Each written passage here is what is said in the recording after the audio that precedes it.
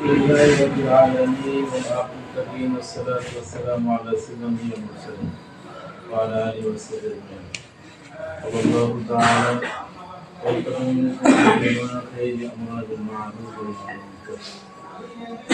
বাংলাদেশ জামাত ইসলামী শহীদ আব্দুল্লাহ ইব্রাহিম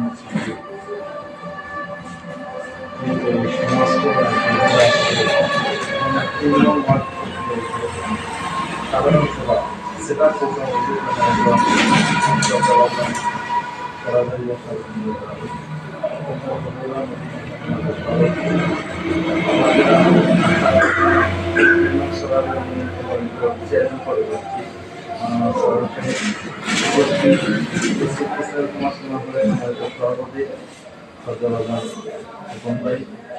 উপস্থিত আমাদের 3 নং সমাজের সভাপতি জনাব শাহিন ভাই, সেক্রেটারি গালিব ভাই সহ অন্যান্য নেতৃবৃন্দ, সম্মানিত উপস্থিতি, শুকরিয়া আদায় করছি মহান দরবারে যার অশেষ মেহেরবানিতে আমরা আজকের এই 3 নং ওয়ার্ডকে কেন্দ্র করে দায়িত্বশীল নিয়োগ চিন্তা মাথায় নিয়ে আপনাদেরকে নিয়ে এখানে একত্রিত হয়েছি। তার জন্য আমি শুকরিয়া আদায় করি। আলহামদুলিল্লাহ। যে ময়দানে কথা বলানো আয়োজন করা অনেক কঠিন ছিল। আমরা জানুয়ারি থেকে, আমি তো জানুয়ারি থেকে দায়িত্বপ্রাপ্ত হই, কিন্তু একটা প্রোগ্রাম আমরা নিরঞ্জন বাড়ি বিতরণ করছি অল্প সামান্য কয়েকজন 500 জন নিয়ে 6-7 জন আসছে মনে হয়। ওর বাইরে আর কোনো প্রোগ্রাম মহোদয় প্রায় 80 শুরু কিছু আমাদের করতে, এছাড়া প্রোগ্রাম সেজন্য আমি অশেষ শুকরিয়া আদায় করছি আপনাদের। রাসূল করিম সাল্লাল্লাহু আলাইহি ওয়াসাল্লাম শহীদ তাদের শুভকামনা মতো বিশেষ করে আমাদের আব্দুল আলী রাহিমের সহ ইসলামী আন্দোলনের প্রধান ইমাম বিক্রি না করে জীবন দিয়ে দিয়েছিলেন।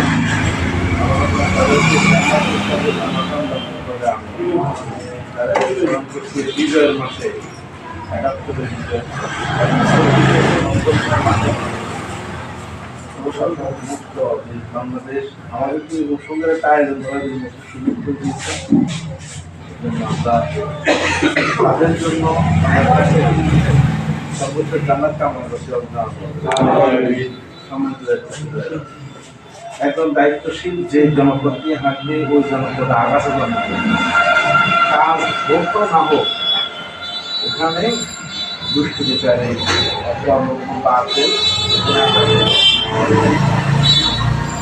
যে ওয়ার্ড আগে ওনারা বুঝতেন, ওনারা একটা প্রতিবন্ধকতার মাধ্যমে ছিলেন।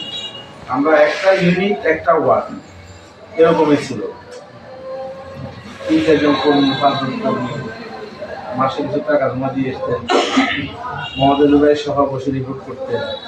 ওরকম 300 টাকা। এখন এরকম একটা জায়গায় 8 জন নিয়ে একটা টিম, প্রতিটা শাখায় 4 জন করে 4 ছাড়া 16 জন দায়িত্বশীলকে আমরা দিয়েছি আপনাদেরকে। এটা আমরা খুশি না? আপনারা কেউ কি দায়িত্ব চাইছেন আমাদের কাছে? কেউ কি চাইছে? আল্লাহ রাসূল সাল্লাল্লাহু আলাইহি ওয়াসাল্লাম বলেন যে তুমি যদি দায়িত্ব না চাও, দায়িত্ব অর্পিত হয়, তাহলে আল্লাহ এবং আমার সাহায্য তোমার সাথে থাকবে। আর যদি দায়িত্ব চেয়ে নাও তাহলে আমাদের সাহায্য থাকবে না, বরঞ্চ তুমি তোমার দায়িত্ব সম্পর্কে দিতে হবে, আপনার কাছে আরো অনেক বেশি জবাব দিতে হবে।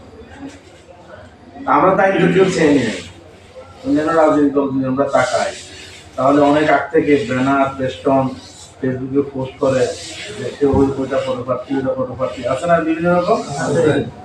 আমরা শুধু সভাপতি সেক্রেটারি না, কত সহসম্পাদক পদপ্রার্থী অনেক টাকা খরচ করে যে নেতার কিছু নেতাকে ফুল দিচ্ছে। আজকে আমরা এমন একটা কমিটি ঘোষণা করছি, একটা স্যার, আমাদের সব স্যারগুলো অক্ষত আছে, একটা অক্ষত নাই। একটা স্যার মারামারি নাই, কোনো হামাহামি নাই, কোনো স্লোগান একজনের বিরুদ্ধে একজন নাই, এরকম কিছু আছে নাকি? এরকম সুন্দর একটা পরিবেশে আপনাদেরকে দায়িত্ব বন্টন করে দিচ্ছি।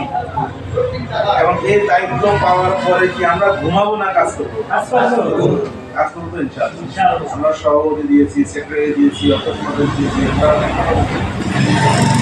এই দায়িত্বশীল আপনি পেয়েছেন, এটা আপনি বলা লাগবে না, আপনি কাজ করার মাধ্যমে আপনার জনপদের মানুষ বলবে যে সত্যি এরকম করতে হবে, কারণ একজন দায়িত্বশীল। দেখি দায়িত্বশীল আপনি এখানে যদি ব্যানার পেপার লাগানোর দরকার আছে, দরকার আছে, আপনার কাজের মাধ্যমে আপনাকে চিনে নেবে।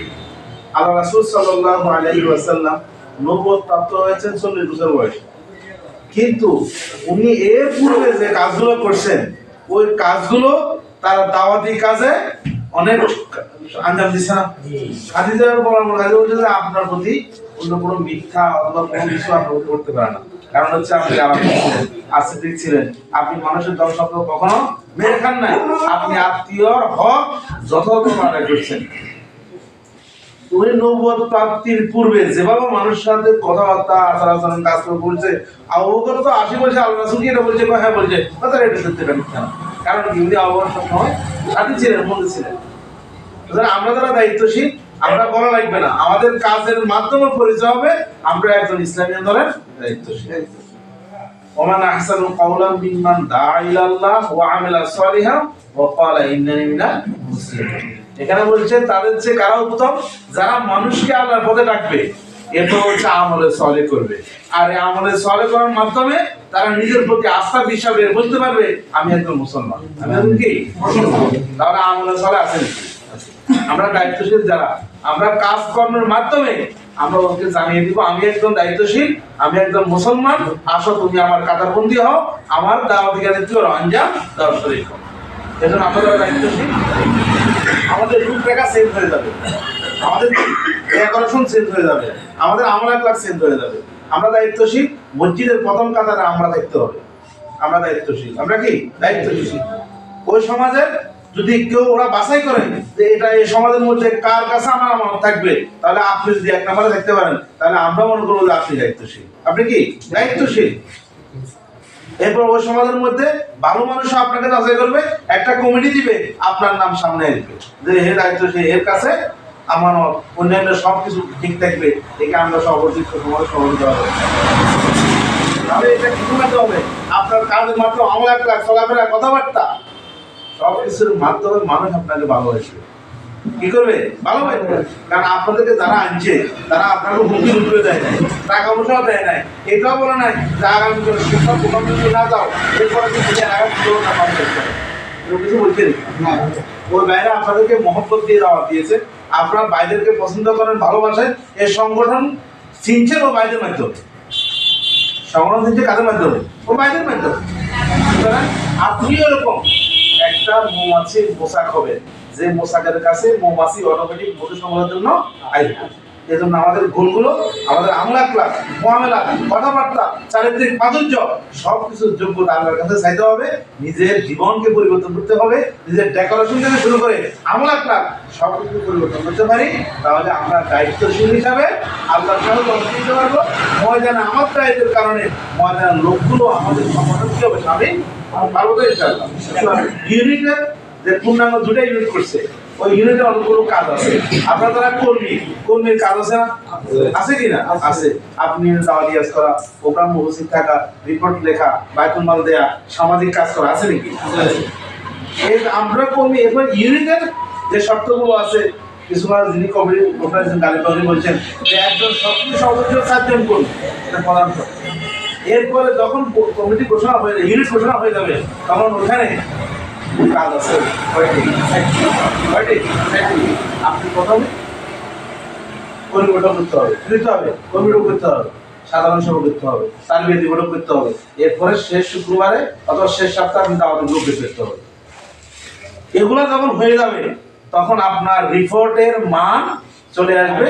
এরপর সকল জনশক্তি থেকে বাইতুল মাল ইয়ানাত দিতে হবে। কি দিতে হবে? ইয়ানাত দিতে হবে। আমাদের সংগঠনে দিতে হয়, অন্যরা পাওয়ার জন্য সংগঠন করে, আমরা দেওয়ার জন্য সংগঠন করি। আমরা কি দেওয়ার জন্য সংগঠন করি? আমাদের পাওয়া শুধু এক সময় আখেরাতে, আর এখানে দুনিয়া জীবন কিছু পাইতেন না।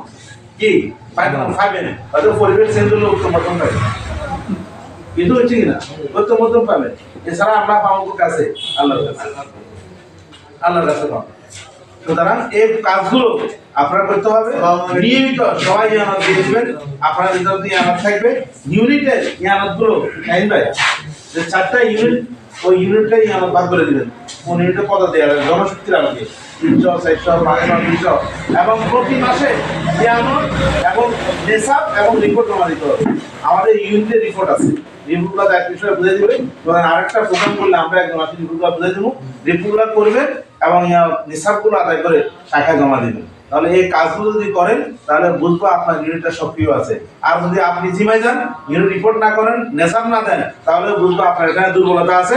আমরা ওই জনপদে পরিবর্তন আনা দরকার। আমরা যারা এখানে আছি, আল্লাহ রাব্বুল আলামিন বলেন